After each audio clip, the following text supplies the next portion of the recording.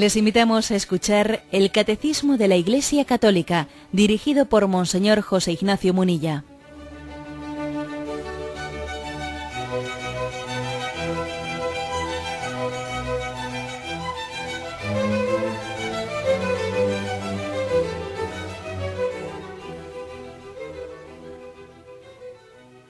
Un cordial saludo a todos los oyentes de Radio María. Un día más, con la gracia del Señor, proseguimos el comentario del Catecismo de nuestra Madre la Iglesia.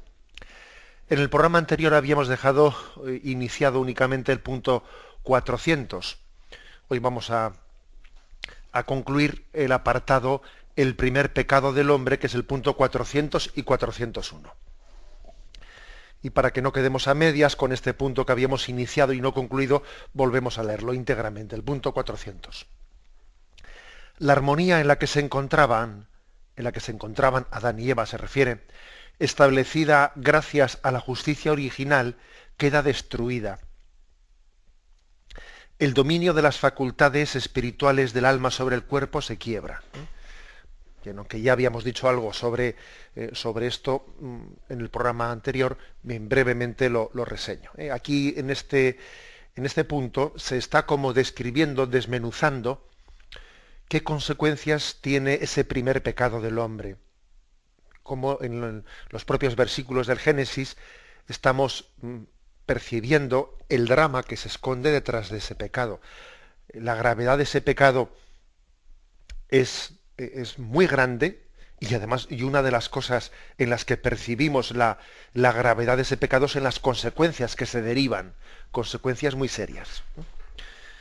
La primera dice, se ha destruido ese estado de justicia original, ese estado de gracia en el que el hombre se encontraba con Dios en el paraíso, y la primera consecuencia, dice, es el dominio de las facultades espirituales del alma sobre el cuerpo se quiebra.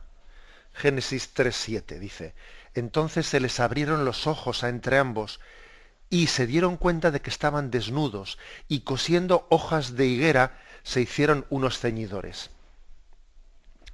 Bien, el hombre maduro, el hombre que está en ese estado de gracia, es aquel en el que la razón, la facultad de la razón, pues es la facultad superior del hombre, ante la cual la voluntad se integra en la razón. El hombre quiere aquello que entiende en su razón que es justo. Y a su vez, todas las pasiones del hombre son obedientes a la voluntad. Por lo tanto, la imagen del hombre maduro, la imagen de ese hombre en el estado de justicia original, es aquella en la que los sentidos y las pasiones se integran en la voluntad, obedecen a la voluntad. Y la voluntad al mismo tiempo está al servicio de la razón. Esa es la imagen del hombre maduro. ¿Qué ocurre? El pecado original distorsiona esto. Lo distorsiona. Y entonces hay una voluntad que le cuesta someterse a la verdad, y hay unas pasiones que no se someten a la voluntad, y entonces tenemos un lío interior, un lío en el que no se sabe exactamente quién manda. Dice, bueno, vamos a ver, manda la razón, manda la voluntad, mandan las pasiones. Esa es la primera distorsión que se produce en nosotros. El versículo de Génesis 3:7 hace referencia concretamente a la distorsión que se produce entre el cuerpo y el alma. Es decir, el cuerpo está llamado a ser icono, está llamado a ser, ha sido, por creación, en la creación de Dios, fue en ese estado de justicia original, el cuerpo ha sido icono del interior del hombre. El cuerpo es el primer punto de comunicación que tenemos para llegar al interior, a lo profundo del hombre, al alma. Igual que se dice, el rostro es el espejo del alma, también se puede decir lo mismo, se debiera de decir lo mismo, no solo del rostro, sino del resto del cuerpo. Pero ¿qué ocurre? Que así como decimos que el rostro es el espejo del alma, después del pecado original, el cuerpo humano, el cuerpo es fruto de suscitar en nosotros una serie de pasiones que la desnudez del cuerpo hace no precisamente que sea una ventana del alma, sino que sea muchas veces algo que suscite nuestra pasión, nuestra búsqueda de placer divorciada, al margen totalmente del amor real a la otra persona. Bueno, esto es lo que ocurre como fruto del pecado original, que la desnudez comienza a ser un problema. La desnudez debe de ser tapada, debe de ser cubierta con la virtud del pudor, porque de lo contrario el hombre fácilmente, el hombre y la mujer utilizan a su prójimo, le utilizan y el cuerpo, en vez de ser icono del alma, es una especie de proyección de las propias pasiones de quien lo mira. Bueno, sigue adelante el catecismo y dice, más consecuencias. La unión entre el hombre y la mujer es sometida a tensiones. Génesis 3, versículos del 11 al 13. Él replicó, ¿quién te ha hecho ver que estabas desnudo? ¿Has comido acaso del árbol que te prohibí comer? Dijo el hombre, la mujer que me distes por compañera me dio del árbol y comí. Dijo Dios a la mujer, ¿por qué has hecho esto? Y contestó la mujer, la serpiente me sedujo y comí.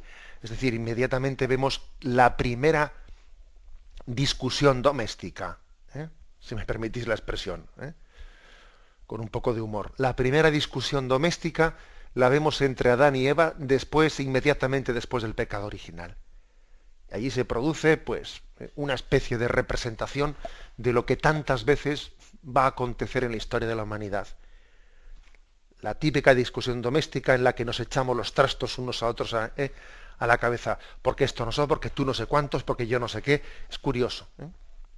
Otra de las consecuencias del pecado original es que hay una dificultad real en reconocer la propia culpa.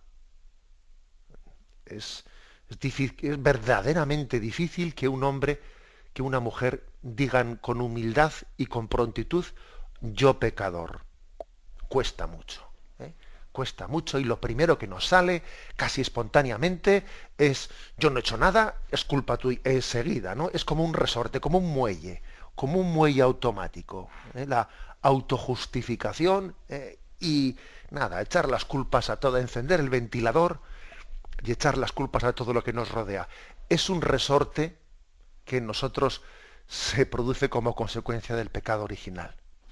Igual que un niño cuando lo primero que aprende a decir esto es mío, y coge el juguete y pa' él, ¿no?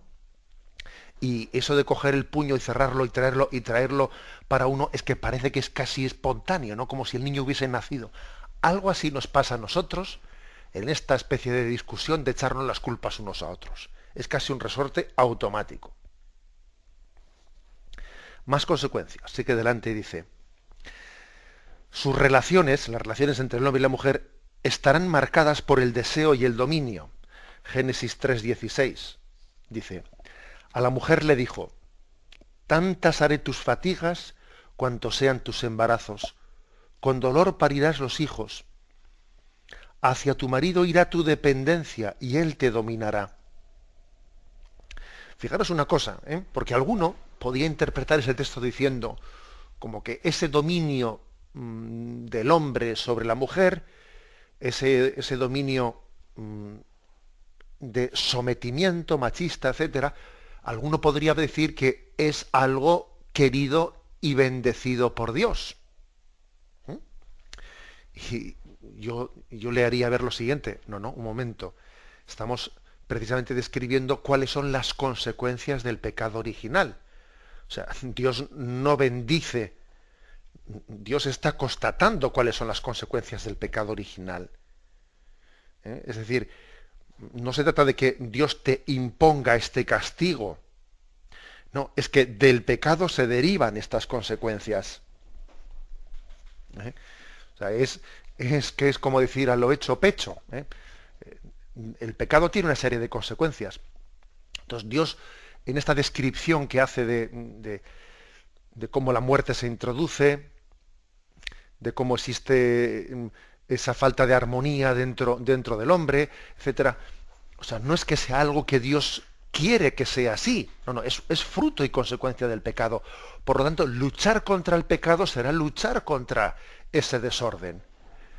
Luchar contra el desorden del machismo, como luchar contra ese desorden en el que la voluntad no es dueña de nuestras pasiones, como luchar contra el desorden de la falta de humildad para reconocer la propia culpa, etcétera. Lo digo esto porque a veces, en una lectura de corte feminista, etcétera, se le ha acusado a la tradición judio-cristiana de ser casi justificativa del machismo. Ojo, y eso sería como decir que la tradición judio-cristiana, por estos versículos del Génesis, es justificativa pues pues de la distorsión que existe dentro de nosotros, en la que la voluntad le cuesta mandar sobre las pasiones, o que la Sagrada Escritura es justificativa. No, no es justificativa, es explicativa. ¿eh? Es explicativa. Esto se deriva del pecado original. Y luchar contra el pecado es luchar contra las consecuencias del pecado original. También contra ese machismo. También contra esa tendencia de nadie reconocerse culpable y todo el mundo echarle las culpas a los demás.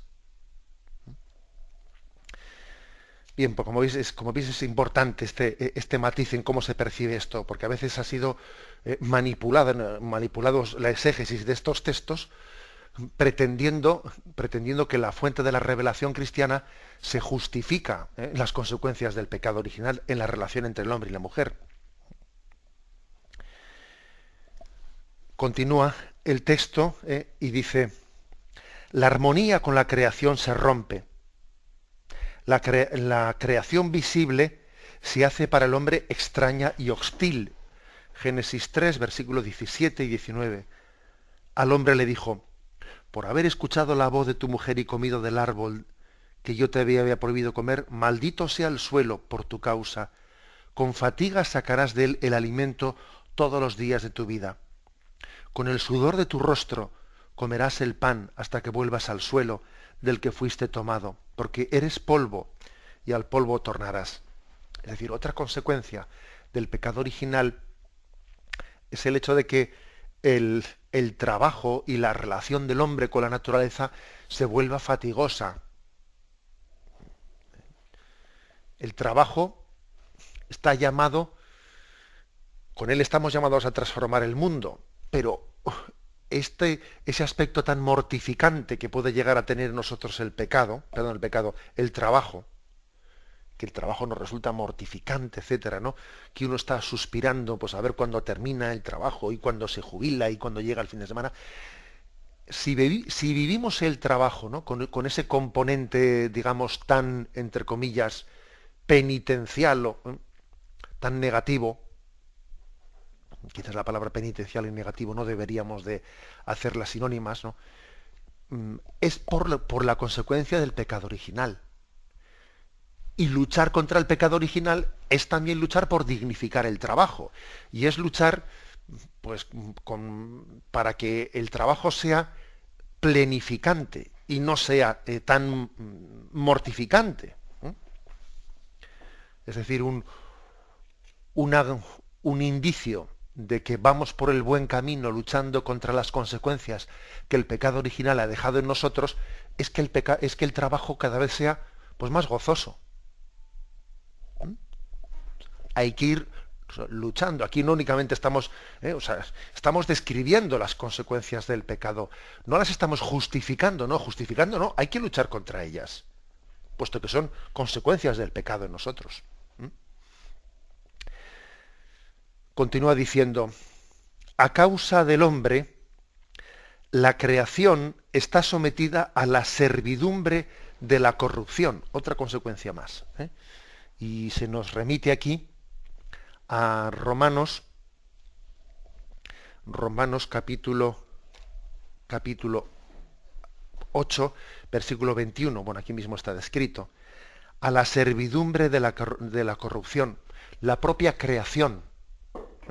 La propia creación tiene, que es bella, que es hermosa, pero tiende a la corrupción. Y fijaros cuántos fenómenos hay fenómenos en los que también la propia naturaleza tiende a resultarnos hostil. Inundaciones,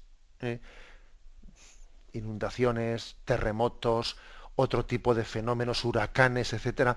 Es decir, existe también una huella del pecado en la propia naturaleza. Dice que está sometida a la servidumbre de la corrupción.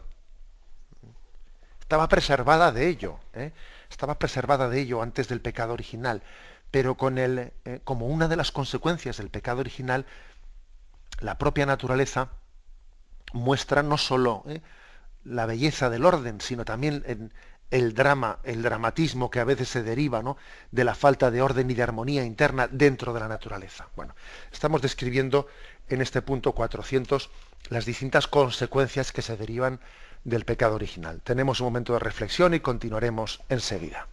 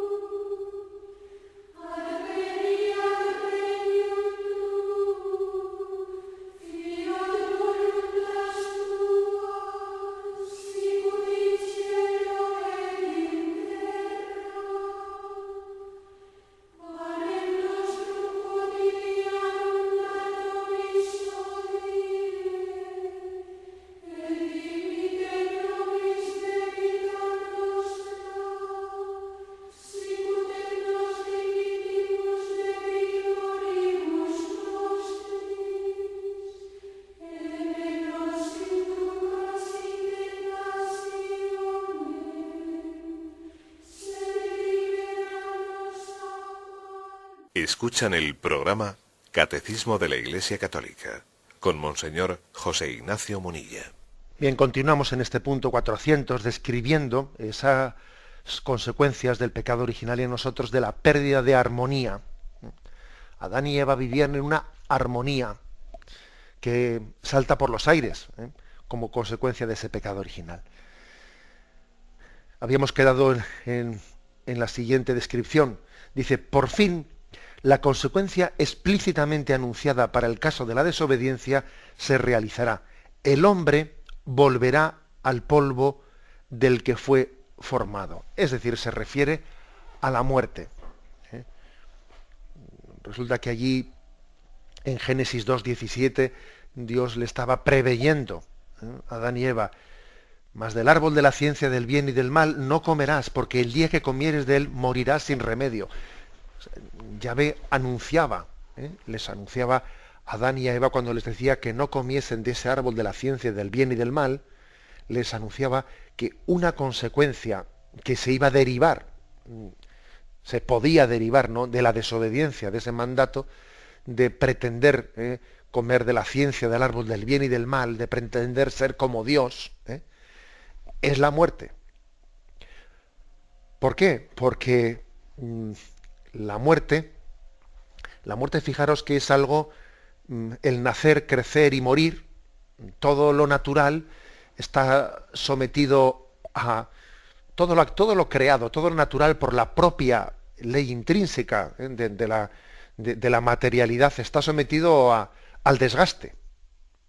Digamos, por lo tanto, que en sí mismo, desde el punto de vista natural, la muerte es connatural con nosotros. Pues porque no somos ángeles, porque todo ser corpóreo, lo propio, lo suyo, es que también se desgaste, como todo lo material en esta vida. Pero estábamos preservados de ello por gracia.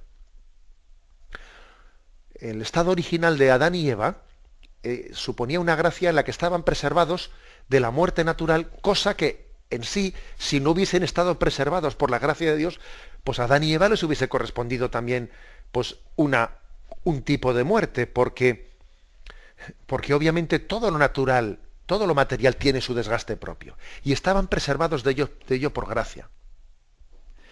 Y bien, y Yahvé había advertido había advertido que la rebelión frente a Dios, que el pretender ser como Dios, el pretender, el rechazar la condición de ser criatura obediente, ¿no?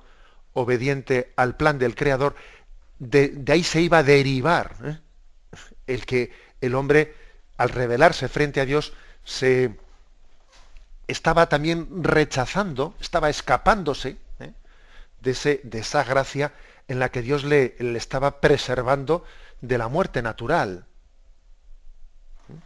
Por lo tanto, en la consecuencia más dramática, tal y como Yahvé había advertido que se produce después del pecado original, además de todo esto que hemos descrito antes, además de todas esas distorsiones en las que vemos que dentro de nosotros pues la razón y la voluntad a veces no mandan, las pasiones son las que se nos sobreponen, además de esa facilidad que tenemos a enfrentarnos entre nosotros, a echarnos las culpas mutuamente, además de esa relación tormentosa entre el hombre y la mujer, además de todo ese tipo de situaciones que el trabajo nos resulta a veces fatigoso y odioso, además de todo eso, viene algo que es muy gordo, que es la muerte. La muerte se ha introducido como una consecuencia del estado de enemistad entre el hombre y Dios. Volverá al polvo del que fue formado. Digamos que la muerte hace su entrada, su entrada en la historia de la humanidad de una manera muy, muy dramática. La muerte hace su entrada en la historia. Es Romanos 5, versículo 12, quien dice: por tanto, como por un solo hombre entró el pecado en el mundo, y por el pecado la muerte, y así la muerte alcanzó a todos los hombres, por cuanto todos pecaron. Es un versículo de Pablo en el que de una manera muy clara, muy solemne, afirma que la muerte ha entrado como consecuencia del pecado, que en el plan primero de Dios no estaba la muerte. Bueno, esto pertenece a la fe de la Iglesia, afirmar esta afirmación que he dicho ahora mismo, que la muerte natural ha entrado como consecuencia del pecado original, sí, pertenece a la fe de la Iglesia. Y además de decirlo aquí, de expresarlo, este texto de Romanos y otros textos de Sagrada Escritura, los concilios de la Iglesia lo han afirmado solemnemente. Por tanto, estamos hablando de algo que pertenece a la fe. Más adelante ya hablaremos de en qué concilios en concreto afirmó el magisterio de la Iglesia tal cosa. Pero bueno, ahora estamos únicamente con la Escritura y todavía no hemos llegado a los puntos que hablan del magisterio. He aquí, por lo tanto, que en este punto 400 se ha hecho una descripción sobre las consecuencias que se han derivado en cascada. Digo en cascada porque unas conllevan las otras. O sea, no son cuestiones independientes una de la otra las que he ido aquí describiendo. No, es que si uno, por ejemplo, pierde la armonía interior en el que la razón y la voluntad están conjugadas y están conjugadas también con nuestras pasiones y pierde esa unidad armónica interior, eso tiene consecuencias para las peleas entre nosotros y para la mala relación entre unos y otros. Y entonces comienzan los celos, comienzan las envidias. O sea, que de ahí se deriva que después también el trabajo, en vez de ser gozoso, es insoportable. Bueno, etcétera, etcétera. O sea, que no se trata quizás de un cúmulo de cosas yustapuestas. No, es que todas ellas están entrelazadas. Lo que ocurre dentro de nosotros. Bien, damos paso al siguiente punto, al punto 401. Y con él se concluye este apartado que tiene como título El primer pecado del hombre. Desde este primer pecado, una verdadera invasión de pecado inunda el mundo. Es decir, no nos pensemos que el pecado original es algo pues con el que nosotros no tenemos nada que ver. No es que Adán y Eva fuesen los que cometieron el pecado y luego nosotros hemos sido unos santos. No, sino que la historia demuestra que nosotros hemos hemos tropezado en la misma piedra, o sea, es decir, que hemos sido corresponsables por cuanto nosotros no únicamente hemos recibido una herencia, sino que además de recibir una herencia, pues nos hemos hecho culpables de ella también, es decir, o sea, que nosotros hemos añadido todavía más leña al fuego, ¿eh? Hemos añadido más leña. O sea, no somos víctimas. Es verdad que tenemos algo de víctimas, en el sentido de haber recibido el pecado original. No, pero nosotros somos víctimas y verdugos. ¿Eh? O sea, a veces suele ser un poco ridículo cuando dice, bueno, pero yo qué culpa tengo de que Adán y Eva pecasen, como si nosotros fuésemos unas víctimas inocentes. Un momento. Nosotros somos víctimas y verdugos. ¿Mm?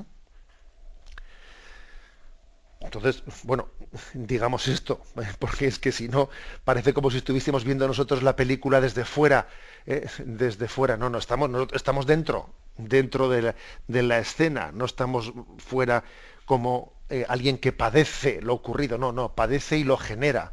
Nosotros lo hemos generado, porque el pecado original no está desconexo de los pecados personales que después han venido, sino que está muy conectado, ¿no? Nosotros, pecando personalmente, de alguna manera hemos corroborado el pecado original de Adán y Eva.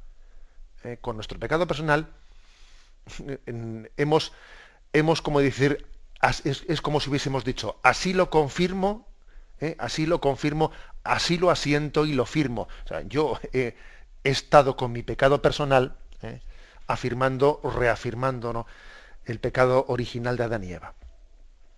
Bien, ¿qué ha ocurrido, ¿no? Aquí lo que viene a decir el catecismo es que en la historia de la salvación se han desencadenado muchas cosas.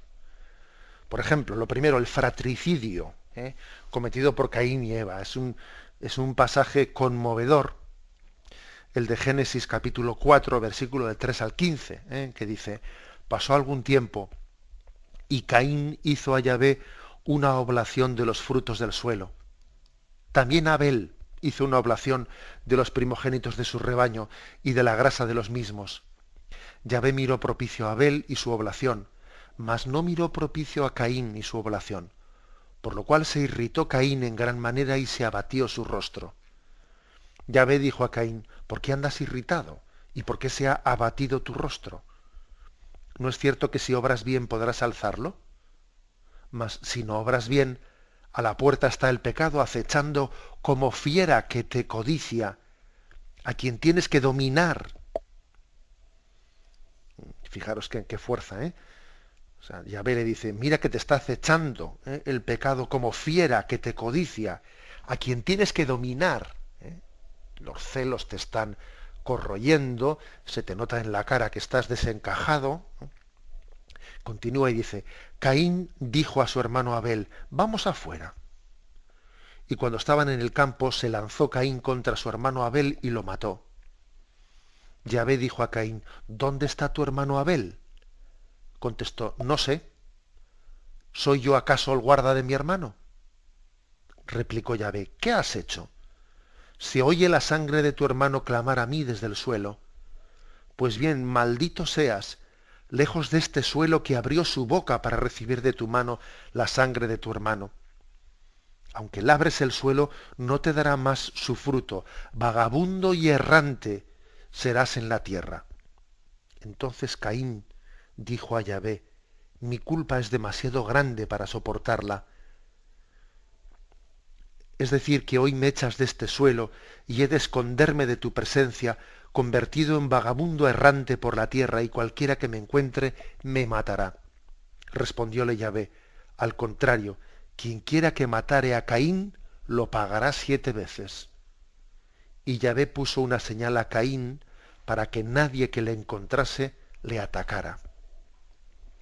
Bueno, es un pasaje que hemos escuchado muchas veces, pero quizás no nos hemos fijado en esos versículos en los que yo he querido subrayar durante la lectura, ¿no? Ver cómo Caín estaba siendo tentado y Yahvé le advierte, le dice, mira que te está acechando como una fiera el pecado. El pecado está acechando como fiera que te codicia, quiere robar tu corazón, te quiere obnubilar, ¿no? te quiere dominar. Y le dominó, por no hacer el frente, ¿no? Porque Caín no escuchó esa voz de Yahvé que le estaba preveyendo, que le estaba previniendo, le estaba diciendo, mira que estás siendo tentado. Bueno, y entonces digamos que además del pecado original, Caín comete su pecado personal de no hacer caso a Dios, de que le está previniendo de esa ofuscación. Te estás ofuscando por tus celos, por tu envidia. Tú obra bien, no mires no te estés comparando con tu hermano Abel, sé tú mismo, etcétera. Bueno, pues ahí viene ese drama, ¿no? Es decir, que el pecado de Adán y Eva inmediatamente es corroborado por Caín. O sea, que no es que Caín sea una víctima de sus padres, no, es una víctima y él es un verdugo también. Y es un verdugo. Y la prueba es que Abel también podía haber dicho, yo soy una víctima del pecado de mis padres, pero bueno, pero no se convirtió en verdugo en la misma medida que su hermano Caín. Bien, el fratricidio, la corrupción universal, la corrupción universal a raíz del pecado, de la cual habla la Sagrada Escritura. Por ejemplo, aquí se nos dice en Génesis 6, versículos el 5 y el 12. Viendo Yahvé que la maldad del hombre cundía en la tierra y que todos los pensamientos que ideaba su corazón eran puro mal de continuo, Dios miró a la tierra y he aquí que estaba viciada, porque toda carne tenía una conducta viciosa sobre la tierra. Viene ahí el episodio del diluvio universal, etcétera, de Noé, ¿no? Pero fijaros cuáles son los prolegómenos. Los prolegómenos son, viendo Yahvé que la maldad del hombre cundía en la tierra. Es decir, el mal se adueña del hombre en la medida en que el hombre por su pecado, por el pecado original y por los pecados personales, se ha querido independizar de esa protección de Dios, ¿no? Es como si uno dice, yo me quiero salir del paraguas, Dios me da con su gracia un paraguas de protección. Y entonces el hombre dice, déjame, yo quiero ir por libre. Bueno, obviamente sales fuera del paraguas y te mojas porque tú mismo has rechazado la protección de Dios frente al pecado. Así se describe este texto. Hay otro que todavía lo completa más, si cabe, Romanos 1, versículo del 18 al 32, se describe pues cómo fruto de este pecado se distorsiona todo, ¿no? Y parece que el mal se adueña de la humanidad. Dice, en efecto, la cólera de Dios se revela desde el cielo contra toda impiedad e injusticia de los hombres que aprisionan la verdad en la injusticia. Pues lo que de Dios se pudo conocer está en ellos manifiesto. Dios se lo manifestó. Porque lo invisible de Dios desde la creación se deja ver a la inteligencia a través de sus obras, su poder eterno y su divinidad, de forma que son inexcusables, porque habiendo conocido a Dios no le glorificaron como a Dios, ni le dieron gracias, antes bien se ofuscaron en sus razonamientos, y su insensato corazón se entenebreció. Jactándose de sabios se volvieron estúpidos, y cambiaron la gloria de Dios incorruptible por una representación en forma de hombre corruptible, de aves, de cuadrúpedos, de reptiles. Por eso Dios los entregó a las apetencias de su corazón, hasta una impureza tal que deshonraron entre sí sus cuerpos. A ellos que cambiaron la verdad de Dios por la mentira y adoraron y sirvieron a la criatura en vez de al Creador. Por eso les entregó Dios a pasiones infames, pues sus mujeres invirtieron las relaciones naturales por otras contra la naturaleza. Igualmente los hombres, abandonando el uso natural de la mujer, se abrasaron en deseos los unos por los otros, cometiendo la infamia del hombre con el hombre, recibiendo en sí mismo el pago merecido de su extravío. Y como no tuvieron a bien guardar el verdadero conocimiento de Dios, entrególos Dios a su mente insensata, para que hicieran lo que no conviene, llenos de injusticia, perversidad, codicia, maldad, henchidos de envidia, de homicidio, de contienda, de engaño, de malignidad, detractores, enemigos de Dios, ultrajadores, altaneros, fanfarrones, ingeniosos para el mal, rebeldes a sus padres, insensatos, desleales, desamorados, despiadados, los cuales, aunque conocedores del veredicto de Dios que declara dignos de muerte a los que tales cosas practican, no solamente las practican, sino que aprueban a los que las cometen. Como veis, es un texto bien contundente, ¿no? Romanos 1, 18, 32, en el que hace una descripción de la humanidad que se ha querido independizar de la protección de Dios, del Dios que les protege, que nos protege con su gracia. Y entonces es como si Dios te hubiese dicho, mira, tú mismo reivindicas tu rebelión frente a Dios, ¿no? Bueno, yo te entrego, además lo dice aquí, les entregó a sus propias pasiones, es decir, les entregó como diciendo, tú mismo estás rechazando mi ayuda, bien, yo respeto tu libertad, entonces tú mismo vas a experimentar cuáles son las consecuencias de que el hombre quiera rebelarse frente a Dios, o sea, que el hombre quiera ir no de la mano de Dios, sino de espaldas a Él. Y todas estas consecuencias que aquí se describen están, fijaros bien, porque alguno podría decir, bueno, esto es como que Dios tiene una venganza. No, no, si fijaros bien, si el único castigo de Dios es respetar la libertad del hombre que quiere ser independiente de Dios, y entonces el hombre experimenta las consecuencias de ello. Es decir, en el propio pecado está la penitencia. Porque uno después está como experimentando las consecuencias que de ello se derivan. Tenemos un momento de reflexión y continuamos enseguida.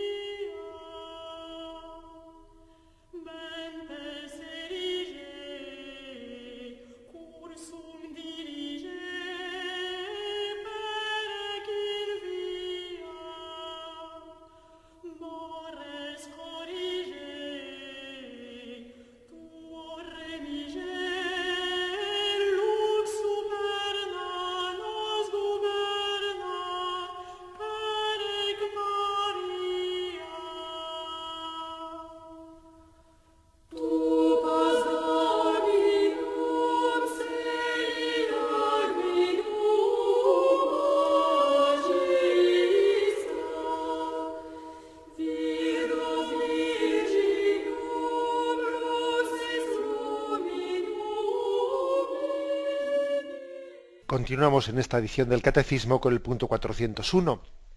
Este texto que hemos leído en la intervención anterior del primer capítulo de la Carta a los Romanos, yo he querido subrayaros en él, sobre todo hay dos versículos, el versículo 24 y el 28 del primer capítulo, que dice, por eso Dios los entregó a las apetencias de su corazón.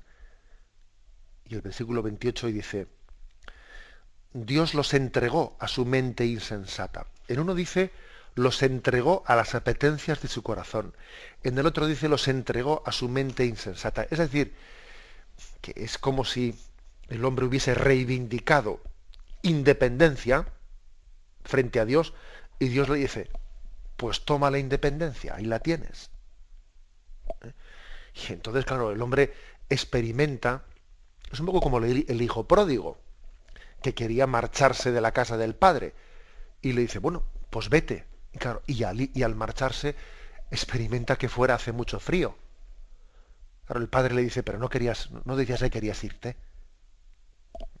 O sea que me parece importante que nos demos cuenta en qué términos la Sagrada Escritura describe el tema del pecado.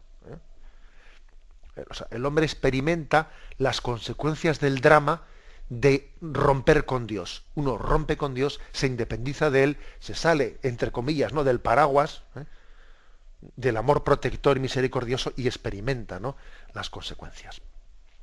Bien, continúa diciendo, en la historia de Israel el pecado se manifiesta frecuentemente como una infidelidad al Dios de la alianza y como transgresión de la ley de Moisés. Incluso tras la redención de Cristo, incluso fijaros, tras la redención de Cristo, entre los cristianos el pecado se manifiesta de múltiples maneras. Es verdad que Cristo nos ha redimido del pecado, pero es cierto que esa redención de Cristo convive con un pecado que todavía, aunque está de retirada, tiene poder sobre nosotros, en la medida en que no nos unamos a esa gracia de Cristo. Satanás y el pecado han sido vencidos, pero hasta el final de los tiempos, en el que el poder del mal sea definitivamente eliminado, hasta el final de los tiempos nosotros vivimos, ¿no?, en este drama, en esta lucha. Apocalipsis 2 y 3, que aquí se nos invita a su lectura, no lo vamos a hacer porque son 2 capítulos, es un poco largos, es el mensaje a las 7 cartas a las 7 iglesias, a la iglesia de Éfeso, a la iglesia de Esmirna, de Pérgamo, de Tiatira, etcétera. Es decir, es como un recordatorio de que en cada iglesia, en cada uno de nosotros, está conviviendo el pecado y la gracia. Hay cosas buenas y hay cosas malas. Y es curioso, ¿no? Porque seguro que si el Señor nos dirigiese a nosotros ahora una carta en la que nos dijese, te voy a decir cómo te veo. ¿Os imagináis que recibiésemos esa carta en la que el Señor describiese, como hace con las iglesias de Asia, bueno, pues estoy contento contigo por esto, pero tengo contra ti esto, lo otro? O sea, nos impresionaría en esa carta, nos impresionaría ver cómo conviven en nosotros la gracia y el pecado, y están en lucha. Y ojalá estuviesen plenamente en lucha. Ojalá no hiciésemos ningún pacto, ojalá no pasteleásemos, ¿no? Existe, por lo tanto, ¿no?, esa batalla continúa dentro de cada uno de nosotros. No estamos hablando de algo que acontece fuera, no. La lucha tiene lugar dentro de cada uno de nosotros. Y hay de aquel que no esté en lucha. Hay de aquel que haya hecho un pacto diciendo, bueno, no hay que tener pues esta visión tan así negativa de la historia, de que como si el pecado estuviese por todos los lados. No, vamos a ver, no vamos a tener una interpretación un poco más así. Hay de aquel, porque en vez de dejarse iluminar por la Sagrada Escritura, que como veis la Sagrada Escritura no titubea y no se anda con paños calientes, cuando nos habla del misterio del pecado, no titubea. Quien en vez de dejarse guiar por la luz de la Sagrada Escritura, pues comienza un poco a pastelear con este mundo, pues hay de aquel, porque no se deja guiar por la revelación y pretende hacer un pacto con el mundo. Habéis escuchado en más de una ocasión que yo creo que la clave está en no perder la paz, pero no hacer las paces. No hacer las paces con este mundo. Es verdad que tenemos que vivir en paz, no debemos de vivir angustiados, ¿no? Vivir en paz, pero no hacer las paces con el pecado. Y con este mundo que ha pactado con el pecado. Se nos ofrece, para finalizar, un texto de la Gaudium et Spes que dice: lo que la revelación divina nos enseña coincide con la misma experiencia. Pues el hombre, al examinar su corazón, se descubre también inclinado al mal e inmerso en muchos males que no pueden proceder de su Creador, que es bueno. Negándose con frecuencia a reconocer a su Dios como su principio, rompió además el orden debido con respecto a su último fin, y al mismo tiempo toda su ordenación en relación consigo mismo, con todos los hombres y con todas las criaturas. Como veis, esta constitución de la Iglesia en el mundo, del Concilio Vaticano II, pues hace una afirmación muy clara. O sea, es decir, no pensemos que el Concilio Vaticano II esté también como desdramatizando las consecuencias del pecado en nosotros. No las desdramatiza en absoluto. Habla de que existe una ruptura con el fin último del hombre, una ruptura entre nosotros, una ruptura en nuestro interior. O sea, hay un drama. Y el hombre comprueba esto al examinar su corazón, la inclinación al mal en la que está inmerso. Es muy importante a la hora de plantear una estrategia partir de la realidad. Si uno no parte de la realidad, difícilmente va a acertar con la terapia. Con la terapia, lo primero que uno tiene que hacer cuando va al médico es describirle bien los síntomas. De lo contrario, el médico difícilmente va a acertar con la terapia adecuada. Y entonces él, digamos que es pesimista o es optimista. ¿Es pesimista o es optimista la descripción que hace la Escritura sobre la consecuencia del pecado? Mire usted, ni pesimista ni optimista. O sea, sencillamente es que partimos de la realidad. Cuando se dice que si visiones optimistas y visiones pesimistas, mire usted, la verdad es que el catolicismo mantuvo siempre un equilibrio muy grande cuando afirmó que el pecado original no ha destruido las capacidades naturales del hombre, sino que las ha herido.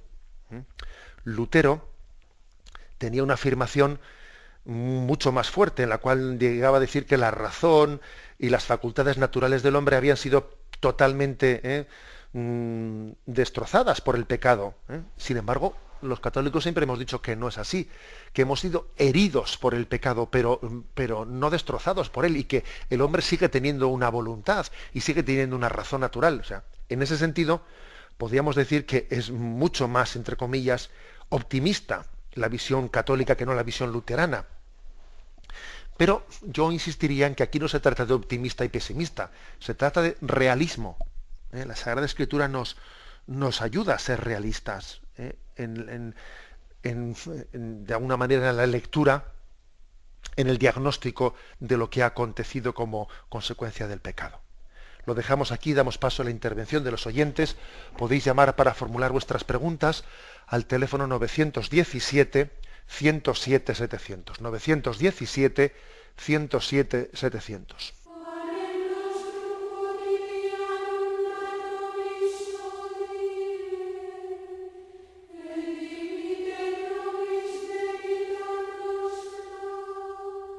Escuchan el programa Catecismo de la Iglesia Católica con Monseñor José Ignacio Munilla. Sí, buenos días, ¿con quién hablamos? Buenos días, mi nombre es Ana María. Adelante, Ana María. Mire usted, cuando yo leo la Biblia, que leo que siempre a los patriarcas, sobre todo a Abraham, Isaac y Jacob, que el Señor lo prospera tanto, que le da tantos bienes, pero hay que también ver que estos hombres se llevaron toda su vida trabajando, ¿no? Y sufrieron también mucho, no le dieron tantos bienes y tantas riquezas así, digamos, por la cara, que ellos también trabajaron mucho, ¿no? Ellos se llevaron toda su vida trabajando. Y también sobre la cuestión esta de que el diezmo era para Dios, ¿en qué sentido el diezmo era para Dios? Nada más. Bien, de acuerdo, dos cuestiones. Mire, obviamente, claro que los patriarcas fueron grandes servidores de Dios, pero hay que tener en cuenta una cosa, como muchas veces os he indicado, en la Sagrada Escritura hay pues un increscendo, hay toda una pedagogía en la comprensión de la revelación, de manera que se va poco a poco comprendiendo esa revelación. Y digamos, en los primeros albores, en los primeros pasos de la revelación, se entiende que si Dios bendice a alguien, esa bendición tiene que traducirse en que sea rico, en que Dios le dé prosperidad a sus ganados, prosperidad en sus cosechas, etcétera, etcétera, ¿no? Pues, y si alguien ha tenido una desgracia en sus cosechas, lo que fuere, es que Dios no le ha bendecido, etcétera. Es lo que se manifiesta en el tema de Job. El libro de Job precisamente tiene este problema. A ver, si a Job si ha ocurrido algo con él, y antes era rico y ha tenido unas desgracias y ha pasado a ser un hombre pobre, algo le ha ocurrido. Y entonces algo has tenido que fallarle a Dios para que ha dejado de bendecirte. Y precisamente la tesis del libro de Job es que no podemos equiparar, No podemos equiparar bendición de Dios con bienes materiales. Por eso, en la Sagrada Escritura, cuando habla de los patriarcas, como todavía estamos en los primeros estadios, para entendernos, en los primeros pasos de la revelación, la bendición de Dios casi inexorablemente se refiere a pues que son bendecidos en sus rebaños, en sus riquezas, etcétera, etcétera. Pero conforme la revelación de Dios vaya continuando, vamos a ir viendo que Dios puede bendecir a sus siervos aun siendo pobres. Y fijémonos Jesucristo, que es el bendito del Padre y que eligió no tener dónde reclinar la cabeza, ¿no? Pero fijaros, para poder llegar a eso hay todo un increscendo, ¿no? En el que hay que, digamos, purificar qué se entiende por bendición de Dios, que no únicamente es bendición material, que especialmente es la bendición espiritual del pobre de Yahvé. Bienaventurados los pobres de espíritu. Bueno, por lo tanto, sí, lo que dice la oyente, pero tenga en cuenta esto, tenga en cuenta que en los patriarcas todavía la concepción de la bendición de Dios falta mucho por ser purificada. Y con respecto al tema del diezmo, bueno, esa generosidad tan grande, ojo, que nosotros, siglos después, milenios después, cuando se nos habla del diezmo, a ver quién tiene ese planteamiento en su vida de generosidad, de que el diezmo de toda nuestra vida lo entreguemos, dice a Yahvé y al servicio de su reino. Cuando se dice a Yahvé, pues se dice al servicio del reino, al servicio de los pobres, al servicio de la causa del reino de Dios en esta vida. Así entendemos esa palabra del diezmo. Damos paso a un siguiente oyente. Buenos días. Buenos días, por favor. Sí, le escuchamos. Mire, no tiene referencia con el asunto de hoy, pero sí con el otro día que no pude hablar. Es por tengo varios hijos y una de mis hijas, en una urbanización que vivimos, tanto ella como yo, no tenemos ni iglesia. Entonces yo antes iba con una de las niñas, había autobuses y tal, a Valencia, Madrid, iba a misa con ella. Ahora resulta que no hay autobuses, voy con una vecina. Mi hija no va a misa, y la niña ha hecho la comunión, la otra va a hacer la comunión.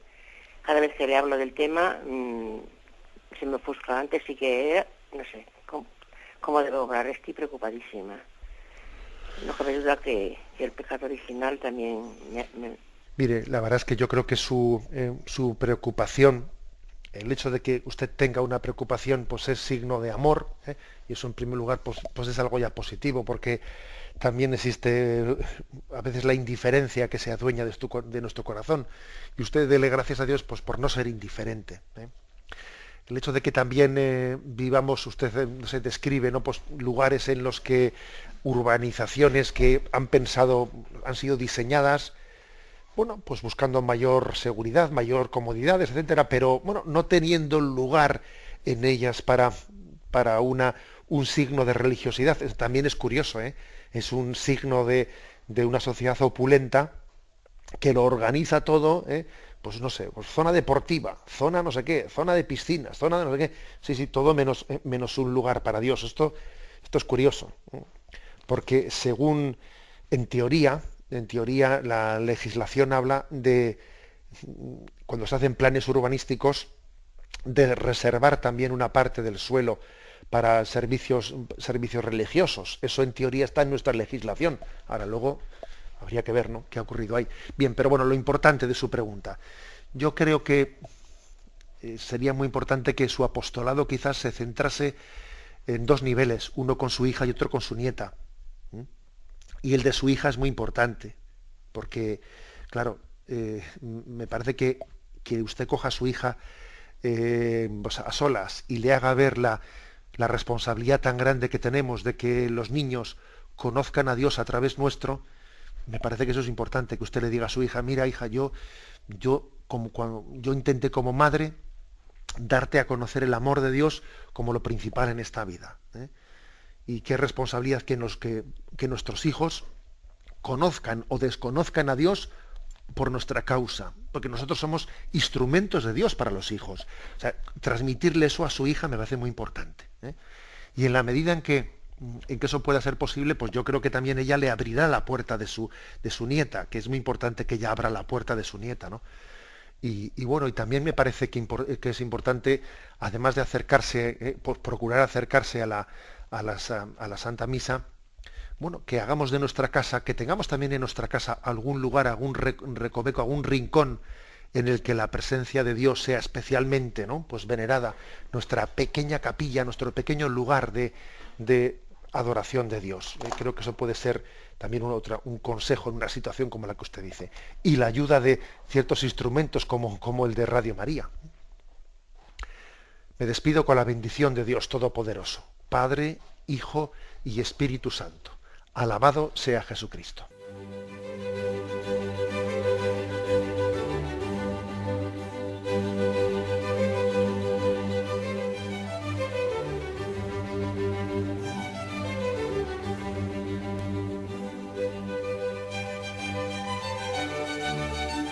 Han escuchado en Radio María el Catecismo de la Iglesia Católica, un programa dirigido por Monseñor José Ignacio Munilla.